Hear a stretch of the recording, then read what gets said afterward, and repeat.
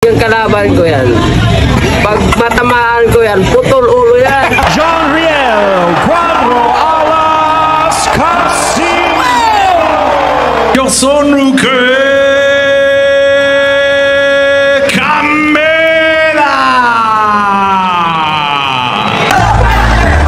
But make no mistake about it. Oh, down, it's down, it's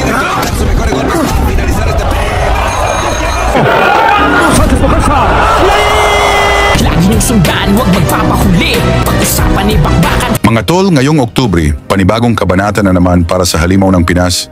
Nice time here and make Casimero miss. Casimero needs to pick his pieces and he can't find it. Oh, Casimero. John Riel, Cuadro Alas Casimero. Matapos sumanib sa Kamida Promotion sa Japan, hindi na pinatagal. Sinalang agad sa malaking laban. Bit-bit ang 34 na wins, 23 knockouts at ang itinapat sa kanya. Walang iba kundi ang pinakamalakas na pambato ng Kameda Clan, 3 division world champion si Casimero. 8 taon nang walang talo, 12 bansa na ang dinayo. Lahat ng kampeon pinabagsak. At huwag kalimutan, sa huli niyang laban sa Japan, pinatulog niya ang Mexican knockout artist na si Saul Sanchez. Mismong si Naoya Inoue kinilabutan.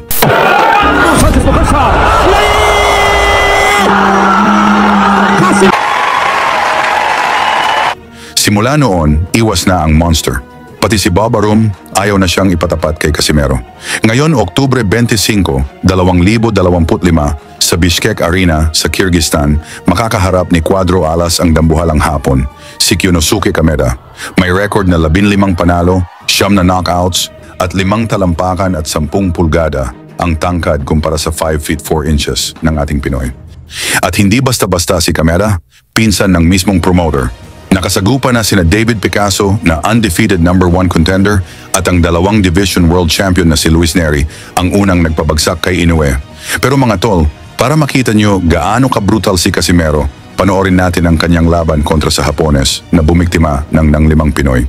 Pinabagsak pa nito si Inoue sa sparring kung saan una pa nitong pinabagsak si Casimero sa laban.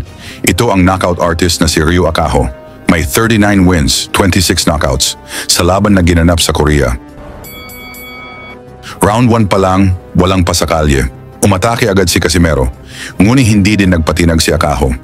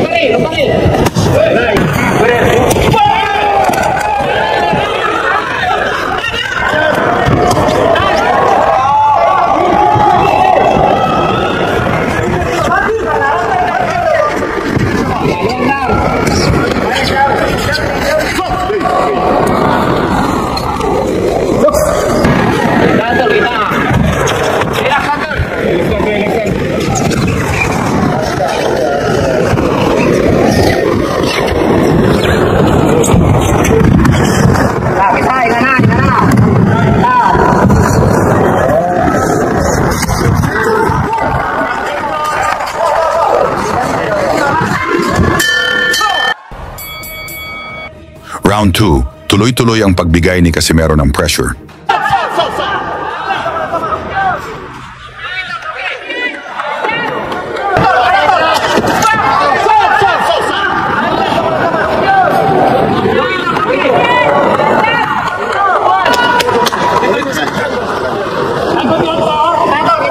Sa isang palitan, napatukod pa ang gloves ni Casimero.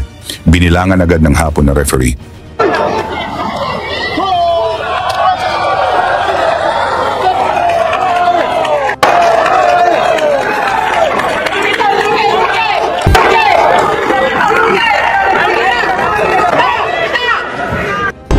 Pero imbes na matinag, lalo lang nagalit ang Cuadro Alas. Sunod-sunod na bombang suntok ang pinakawalan. Si Akaho, hindi alam sa paano depensahan ang mga hampas ng Pinoy.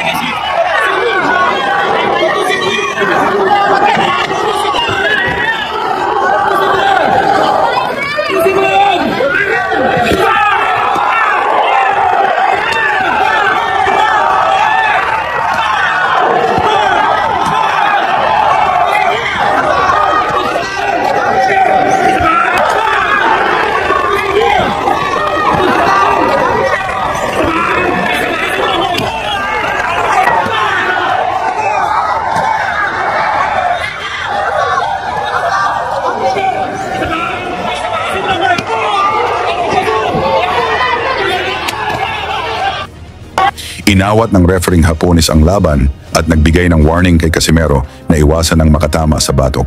Mula nang napansin ito ni Akaho, biglang drama. Nagkunwaring tinamaan sa batok, late reaction pa.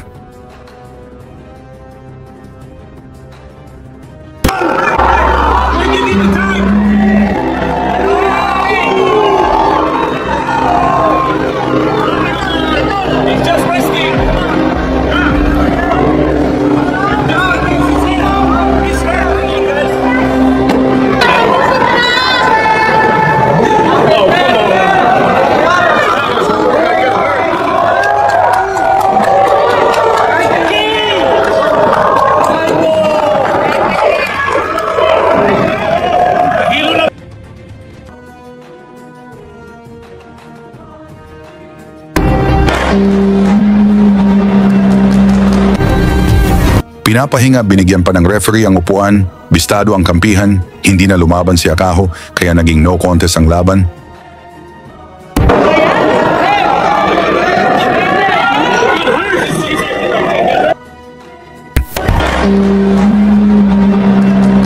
At ito ang ginawang dahilan nila Inoue para makaiwas. Pero ilang araw lang ni-review ng Korean Boxing Commission. Binago ang resulta. Official win by second round knockout para kay Casimero. At mismong si Akaho, nagsorry, sabi niya, hindi niya alam saan siya tinamaan, basta sumakit lang daw ang kanyang ulo.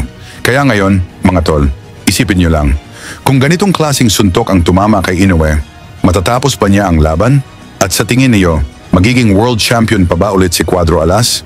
I-komento niyo na mga boss at huwag kalimutan ilagay ang inyong location para makita natin hanggang saan umabot ang suporta ng Pinoy fans kay Casimero sa laban niya kontra Kameda ngayong Oktubre 25, 2025 sa Bishkek Arena, Kyrgyzstan.